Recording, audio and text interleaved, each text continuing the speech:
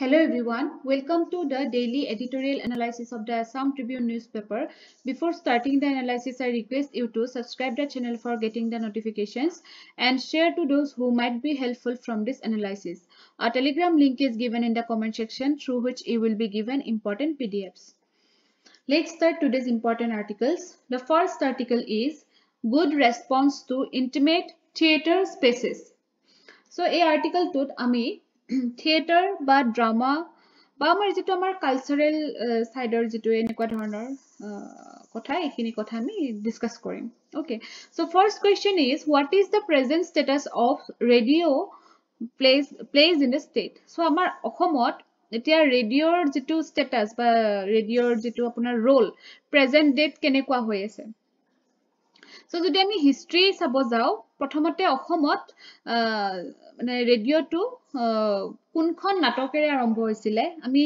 আমাৰ আগৰ মানুহবিলাকে আমি বাৰু হেনেকে ৰেডিঅ' শুনি ডাঙৰ হোৱা নাই আমাৰ আগৰ যেনেকুৱা আমাৰ দেউতা আমাৰ ককাহঁতে সৰুৰ পৰা ৰেডিঅ'ত শুনি পেলাই তেখেতসকলে সেই বস্তুটো এনজয় কৰিছিলে সো হেনেকুৱা প্ৰথম যিখন নাটক সেইখন আছিল আপোনাৰ ধৰালৈ যেতিয়া নামিব সৰগ এটো মনত ৰাখিব প্ৰথম ৰেডিঅ'ত বজোৱা যিখন নাটক সেইখনৰ নাম ধৰালৈ যেতিয়া নামিব সৰগ ওকে আৰু এইখন কোনে ডাইৰেক্ট কৰিছিলে নাট্য প্ৰভাকৰ Satyaprasad Barua okay so through the classics of Jyoti Prasad Agarwala Bishnu Rabha Arun Sharma Mahendra Borthakur এনেকে বা ভবেন্দ্ৰনাথ শইকীয়া এখেতসকলে এই যেটো কন্টিনিউটি ৰেডিঅ'ৰ যেটো আপোনাৰ এনেকুৱা ধৰণৰ নাটক কোৱা মানে মানুহে শুনি যেটো আমোদ পায় মানে হয়নে এন্টাৰটেইন জগতখন তেখেতসকলে এনেকে কন্টিনিউ কৰি ৰাখিব ট্ৰাই কৰিছিলে তাৰপিছত নাটক লিখা আৰু কিছুমান মানুহৰ নাম ইয়াতে আছে পংকজ জ্যোতি ভূয়া নৰেন পাটগিৰি হয়নে মই এইখিনি কথা কিয় কৈছো কাৰণ আজিকালিৰ প্ৰিলিমছ কোৱেশ্চনত এনেকুৱা ধৰণৰ আহে যে পাৰ্সনজন কোনটো আপোনাৰ সাবজেক্টৰ লগত ৰিলেটেড হয় হেনেকে পাৰ্সনৰ নাম দিব আৰু সাবজেক্ট বিলাক বেলেগ বেলেগ ধৰি দিব আপোনালোকক গতিকে আপোনালোকে হেটো ম্যাথছ দা ফলোইং কৰিব আহিব পাৰে সেই কাৰণে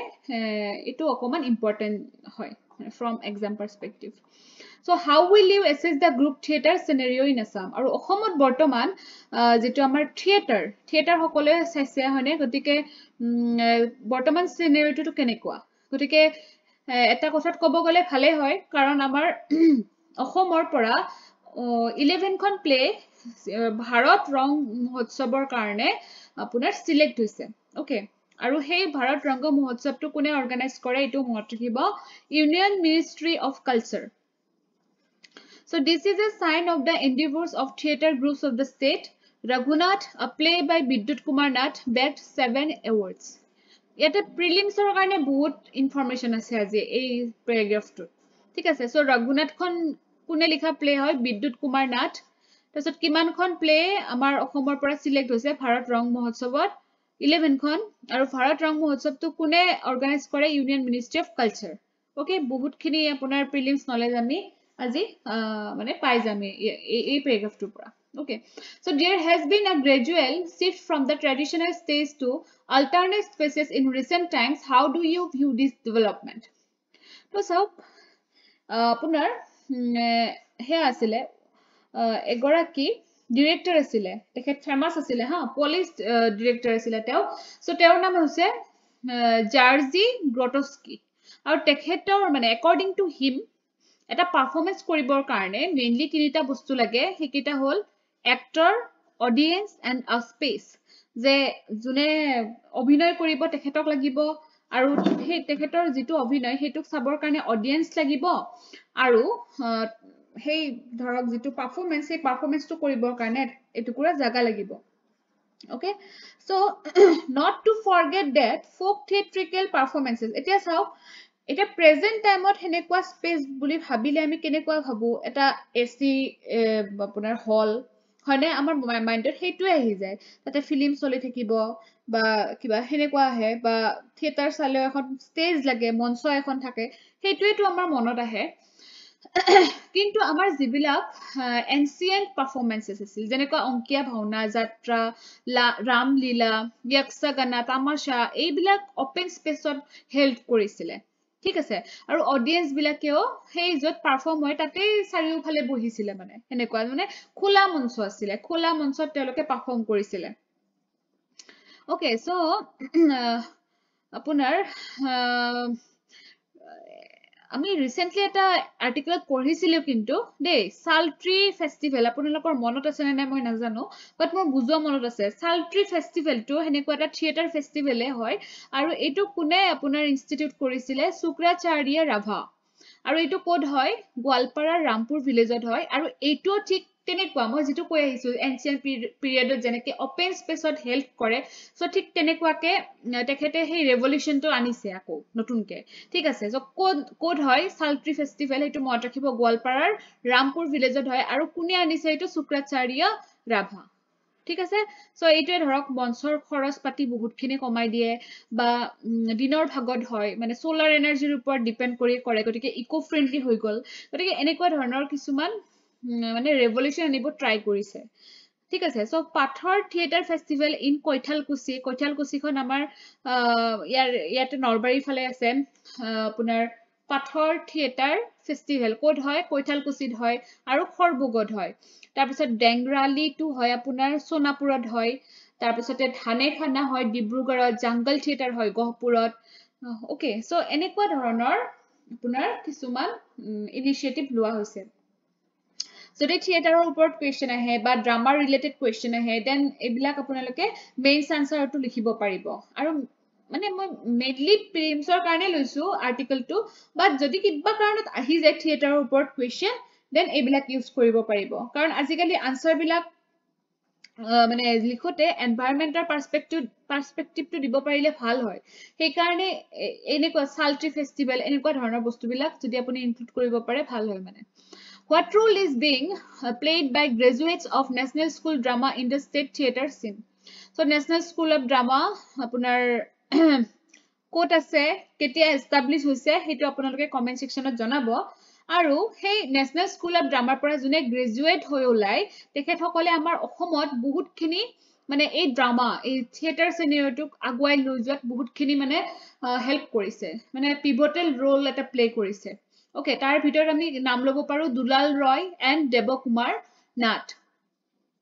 ঠিক আছে বহুতৰ নাম আছে কিন্তু এই দুজন দুলাল ৰয় এণ্ড দেৱকুমাৰ নাথ এই লোক দুয়ো মানে পায়োনিয়াৰ বুলি কয় ঠিক আছে so what facilities do we have in the state for young students to pursue a career in drama তো চাব আমাৰ ষ্টেটখনত যে ইয়াং ষ্টুডেন্ট যিখিনি ধৰক সবৰে বাৰু হেতু ভাল নালাগে কিন্তু এনেকুৱা বহুত ষ্টুডেন্ট আছে যি অভিনয় ভাল পায় ন গতিকে হেনেকে সেই ষ্টুডেন্ট খিনিক যোনে অভিনয় ভাল পায় তেওঁলোকক আগুৱাই নিব পৰাকে আমাৰ ষ্টেটখনত কিমান ফেচিলিটিজ আছে so training plays a key role in the making of a theater artist NSD মানে National School of Drama has always been the most sought যে মেইন ৰোলটো এই National School of Drama play কৰি আছে যিয়ে নেকি 3 বছৰৰ graduate degree programme এটা দি দিয়ে আমি যেনেকৈ গ্ৰেজুৱেচন পঢ়ো 3 বছৰৰ হেনেকুৱা ঠিক 3 বছৰীয়া এটা কোৰ্স থাকে আৰু কিন্তু তাতে কি হয় সিট কিন্তু বহুত লিমিট হয় একদম কম মানে only 25 টা সিট হয় আৰু অল ইন্ডিয়াই মানে কি কৰে আপোনাৰ মানে কম্পিট কৰে ওকে আৰু এতিয়া ৰিজনাল আপোনাৰ চেণ্টাৰো হৈছে বেংগালুৰুত হৈছে গেংটক আগৰতলা বাৰাণসী ঠিক আছে সো ইয়াতে মই এটা কোৱেশ্চন ইনক্লুড কৰিছো এটো প্ৰিভিয়াছৰ নহয় এনে দিছো discuss any two famous ritual theatres and also discuss the reasons behind the decline in the popularity of conventional theatres in India এটো লিখিব পাৰে তো চাওক আমাৰ ইয়াতে অসমৰো দিব পাৰে হয়নে আমাৰ কি কয় আমাৰ শংকৰদেৱে অংকিয়া ভাওনা এইবিলাক কৰিছিল ন এইবিলাকৰ কথা আপোনালোকে ইয়াতে লিখিব পাৰে আৰু এতিয়া সেই বিলাকৰ পপুলাৰিটিটো কিয় নোহোৱা হৈছে হেতু লিখিব আৰু লগতে সেই সালট্ৰি ফেষ্টিভেলটো যে আনিছে ৰেভলিউশনটো আনিছে হেতু আপোনালোকে মেনশন কৰি দিব পাৰিব come to the next article traveling fate so ইয়াতে মেইনলি আমাৰ যিবিলাক গ্ৰেট মাইন্ডস যেনেকুৱা ধৰক বুদ্ধদেৱ অশোকা শংকৰাচাৰ্য নাগাৰ্জুনা আসাংগা আতিশা শংকৰদেৱ হয়নে এখেতসকলে কি roaming কৰি ফুৰিছিলে আমাৰ মানে আৰ্টখনত আমাৰ পৃথিৱীখন তেওঁলোকে ঘূৰি ফুৰিছিলে কিয় যাতে তেওঁলোকে কি কৰিব পাৰে যিবিলাক তেওঁলোকৰ মেছেজ হয়নে যাতে আমাৰ সোসাইটিখনত কি হয় পিসফুলনেস এটা আহি যায় সেইবিলাক মেছেজ স্প্ৰেড কৰিবৰ কাৰণে তেওঁলোকে পৃথিৱীখন ঘূৰি ফুৰিছিলে because they wanted global peace okay so these messages were so strong and so powerful that we can observe both spiritual uplift of the masses then মানুহখিনিৰ spiritual upliftment হয় যে ইমানেই ষ্ট্ৰং কথা কয়, ইমানেই পাৱাৰফুল কথা কয়, আৰু তেওঁলোক হয়েই পাৱাৰফুল, হয়নে? তেওঁলোকৰ সেনেকুৱা দিছেই ভগৱানে তেওঁলোকক সেনেকুৱা কৰি পেলাই। গতিকে তেওঁলোকৰ কথাবিলাকে প্ৰভাৱান্বিত কৰে, ইম্পেক্ট কৰে, হয়নে? আমি যে আমাৰ যে মন চন বেয়া হৈ থাকিলে আমি মটিভেশ্যন শুনো ন, মটিভেশ্যনেল স্পীকাৰ থাকে ন আমাৰ ইউটিউবতে, আমি বিচাৰো হয়নে যে অকমান মনটো ভাল লাগিব, অকমান শুনি লওঁ। চ' সেনেকুৱা ধৰণৰ ইম্পেক্টফুল মানুহৰ কথা মানে আমি মাজে মাজে শুনিব লাগে, তেতিয়া আমি বহুত কথা শিকিবও পাৰো, হয়নে? চ' সেনেকুৱা ধৰণৰ মানুহ কিছুমানৰ কথা ইয়াতে কৈছে যে ইমান পাৱাৰফুল আছিলে তেওঁলোক নহয়। চ' তেওঁলোকে আমাৰ স্পিৰিচুৱেল আপলিফমেণ্ট কৰি দিব পাৰিছিলে, লগতে ছচাইটিখনকতো প্ৰগ্ৰেছ কৰিছিলে, হয়নে? যেতিয়া মই ফৰ এক্সাম্পল দিছো, যেতিয়া শংকৰদেৱে নৱ বৈষ্ণৱ ধৰ্ম আমাৰ অসমত আনিছিলে, সেইখিনি সময়ত ব্ৰাহ্মণ বিলাকে কি কৰিছিলে, পূজা পাতল কৰিছিলে, বলি বিধান কৰিছিলে, আৰু ধৰক বহুত খিনি পইচা লৈছিলে। গতিকে এই বস্তুখিনিক মানে শংকৰদেৱে মানে মানি লব পৰা নাছিলে, মানে চব সেনেকুৱা নাছিলে, যিখিনি ধৰক কৰাপ্টেড আছিলে সেইখিনি কথা কৈছে, যিটো মানে পূজা পাতল লৈ আমিওতো পূজা পাতল কৰো, কিন্তু এতিয়া সেই পৰিৱেশটো নাই। আগৰ দিনত মানে বহুত মানে ধৰক গোড়ামী কৰি দিছিলে এটা টাইমত, সেই বস্তুটো বেয়া। গতিকে সেই বস্তুটোক আঁতৰাবৰ কাৰণে শংকৰদেৱে নৱ বৈষ্ণৱ ধৰ্ম আনিলে, য'ত নেকি আপোনাৰ জাতি ধৰ্ম বৰ্ণ নিৰ্বিশেষে আছিল এই হেৰিটো, মানে মুছলিম মানুহেও নৱ বৈষ্ণৱ ধৰ্ম ল'ব পাৰে। চ' এনেকুৱা ধৰণৰ তেওঁ এটা ইকুৱেলিটি আনিব বিচাৰিছিলে, যাতে ছচাইটিখনত ইকুৱেলিটি আহে, মানুহখিনিৰ স্পিৰিচুৱেল আপলিফমেণ্ট হয়, বা লগতে মেটেৰিয়েলিও মানুহে ছাকচিড হ'ব পাৰিছিলে। কিয়? কাৰণ এখন ৱেলফেয়াৰ ষ্টেট গঢ় লৈ উঠিছিলে, হয় নে নহয়? গতিকে ইকুৱেলিটি থাকিলেহে ৱেলফেয়াৰ হ'ব, সেনেকুৱা ধৰণৰ মেছেজ দিব বিচাৰিছিলে। তাৰপিছত কি হৈছিলে, আমাৰ মৌৰিয়ান কিং অশোকাই এটা ধামা মহামত্ত, চবে পঢ়িছে আমাৰ ইণ্ডিয়ান হিষ্ট্ৰীত পাব ন, এনচিয়েন্ট হিষ্ট্ৰী সকলে যোনে পঢ়িছে পাইছে ধামা মহামত্ত। গতিকে সেই অফিচাৰ্ছ বিলাকক আপোনাৰ কি কৰিছিলে, এপইণ্ট কৰিছিলে, আৰু কিহৰ কাৰণে কৰিছিলে, যাতে এই এথিকেল মেছেজ বিলাক স্প্ৰেড কৰি ঘূৰি ফুৰক সেই মানুহখিনিয়ে, আৰু তেওঁৰ ৰাজ্যত হওক বা গোটেই এক্ৰছ দ্য গ্লোব হওক, কি হয়, সেই বুদ্ধিজিমৰ সেই মানে ভাল ভাল কথাবিলাক মানুহে শিকক, আৰু আমাৰ পৃথিৱীখনত এটা শান্তিময় পৰিৱেশ আহক। Okay, so he inspired the officers to travel all around the year to understand the needs and aspirations of the masses, so that the teachings of Lord Buddha could inspire them to lead a life that is characterized by the 10 ideas that include compassion, honesty, purity of thought, respectfulness, etc. তাৰপিছত আৰু এজনৰ নাম আহিছে আদি শংকৰাচাৰ্য। চ' তেখেতে 4 মাথাস build কৰিছিলে, 4 মাথাস মানে 4টা জাগাত হা। চ' শ্ৰী শৃংগেৰী শাৰদা পীঠম, জ্যোতিৰ মাথা, কালিকা মাথা এণ্ড গোবৰ্ধনা মাথা। আৰু তেখেতৰো কথাবিলাক কেনেকুৱা হয়, যে আমাৰ commitment to knowledge and dynamism. Okay, so' এনেকুৱা ধৰণৰ মানুহবিলাকৰ কথা আপোনালোকে বিশেষকে ক'ত লিখিব পাৰিব জানেনে? যেতিয়া এছে ৰেটিং আহে, এছে ৰেটিঙত ধৰক আপোনাৰ এনেকুৱা ধৰণৰ পিচফুল ধৰণৰ কিবা কথাৰ ওপৰত আহিলে, হয়নে, বা ইণ্টেলেকচুৱেল লেভেলৰ কিবা আহিলে আপোনালোকে বুদ্ধদেৱ, অশোকা, তাৰপিছতে আদি শংকৰাচাৰ্য এইসকলৰ কথা লিখিব পাৰে। বুদ্ধিজিমৰটো বহুত এক্সাম্পল আমি ইউজ কৰিব পাৰো, মানে মেক্সিমাম এছেতে আমাৰ বুদ্ধিজিমৰ কথাটো মানে খাটিয়েই যায়, কাৰণ তেখেতৰ মানে হেৰি বহুত আছে, যেনেকুৱা 8-fold path, তাতে বহুতখিনি কথা মানে সামৰি লোৱাই যায়। তাৰপিছত আতিশা বুলি আছিলে, he traveled as far as Indonesia to learn the intrinsic principles of Buddhism from another great scholar, Dharmakirti. So Dharmakirti নামৰ এজন স্কলাৰৰ পৰা আতিশাই শিকি আছিলে কিহৰ কথা? বুদ্ধিজিমৰ প্ৰিন্সিপলছৰ কথা। ওকে, তেখেতে আনকি সুমাত্ৰাতো গৈছিলে, মানুহ মানে লগত লৈ গৈছে, কম্পেনিয়ন লৈ গৈছিলে।